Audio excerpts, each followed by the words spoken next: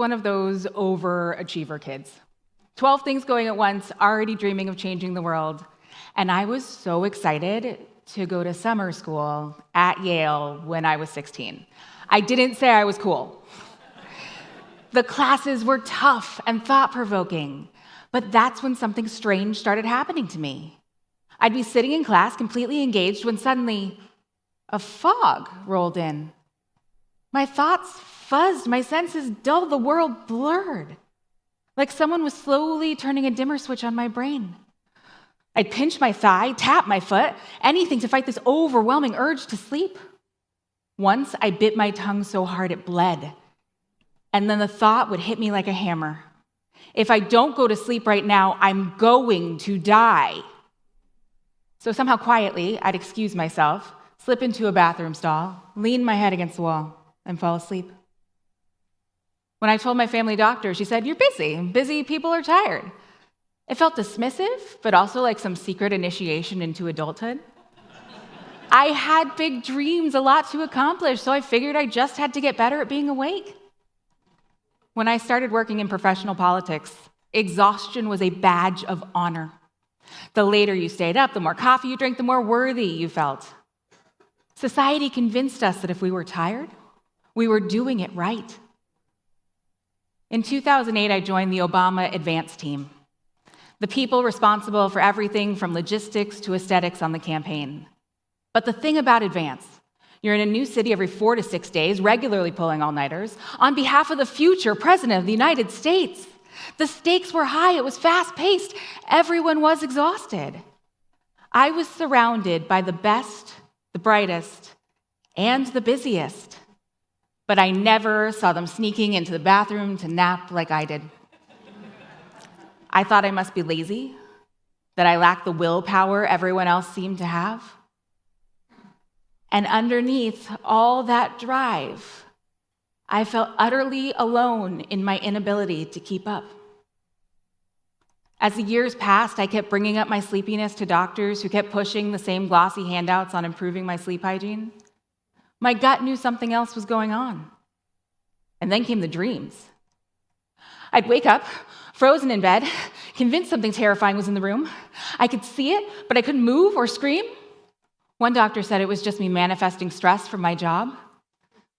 One night I woke to a child whispering, "Can I hold your hand?" The next day I saged my entire bedroom, like never crossed my mind I might have a neurological disorder. At 35, I hit my wall. I could fall asleep, but I couldn't stay asleep.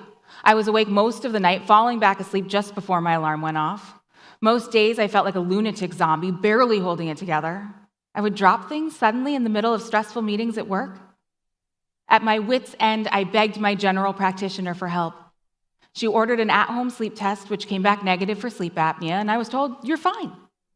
I marched back into her office with a full defense that something else was wrong.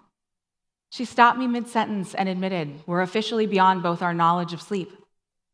I was referred to a sleep specialist, which is a doctor trained to diagnose and treat sleep disorders. And 2 months later, after 19 years of symptoms, shame, and self-doubt, I was diagnosed with narcolepsy, a chronic neurological condition of the brain sleep-wake cycle. And before you say 19 years, that's extreme. It's not. The average diagnosis period for narcolepsy is 8 to 15 years.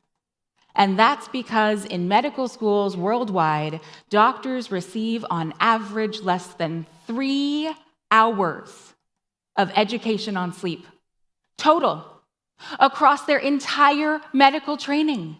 No wonder no doctor thought my sleepiness was an issue or asked any follow-up questions. Narcolepsy has 5 distinct symptoms that on their own seem completely unrelated. Excessive sleepiness that can feel like you've been awake for 48 hours, even after a full night's rest. Nighttime hallucinations, sleep paralysis, disrupted sleep, and sometimes cataplexy, a loss of muscle tone with strong emotions. Which is why I don't have slides in this talk, because I was afraid I would drop the remote. I never walked into a doctor's office and listed them all together, because there was no way for me to know they belonged to the same story. The same way there was no way for me to know my tired was different. But for 1 in 5 of us, our tired is different. While narcolepsy might be rare, it's estimated 20% of the population has a sleep disorder. Everything from sleep apnea to chronic insomnia, restless leg syndrome, and other conditions that quietly steal rest. And only 18% of those people have actually been diagnosed, which means as many as 50 million people in the United States and hundreds of millions of people worldwide are walking around exhausted, untreated, and thinking it's normal to feel this way. We've been taught to push through exhaustion instead of asking about it. This isn't an epidemic of laziness. It's a failure of diagnosis. We dismiss people with sleep disorders all the time.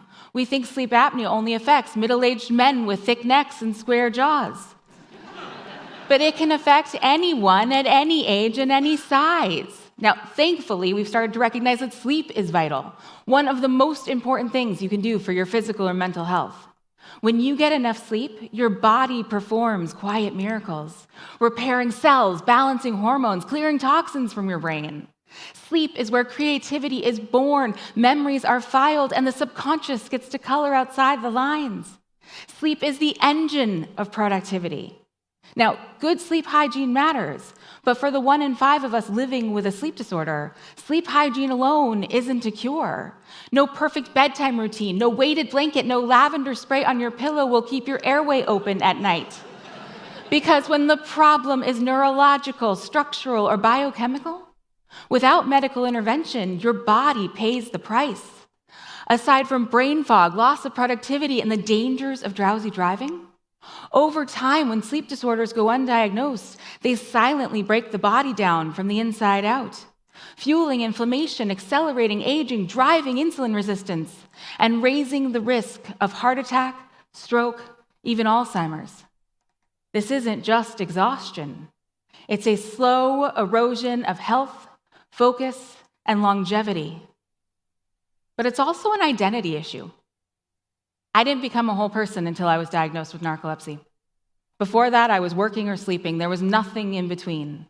But with treatment, the world came alive to me. Colors got brighter. I felt a full range of emotions. I started having hobbies. I found my voice. Before my narcolepsy diagnosis, I didn't think I was creative. In the last 8 years of treatment, I've written 2 pilot scripts, wrote and published a whole book, became a keynote speaker, and had articles published in national outlets. Before my diagnosis, my world felt extraordinarily limited. Now, there's no limit to my capacity. So consider this your activation, your permission slip, your reclamation, your literal wake-up call to question not just your sleep, but how you feel during the day. If something is off, ask for help, demand answers, see a sleep specialist, not just for your health, but for the idea, the project, the relationship, the version of you that's waiting to wake up.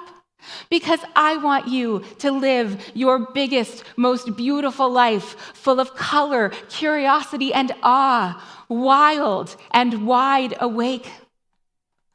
So I'm asking you, is your tired different?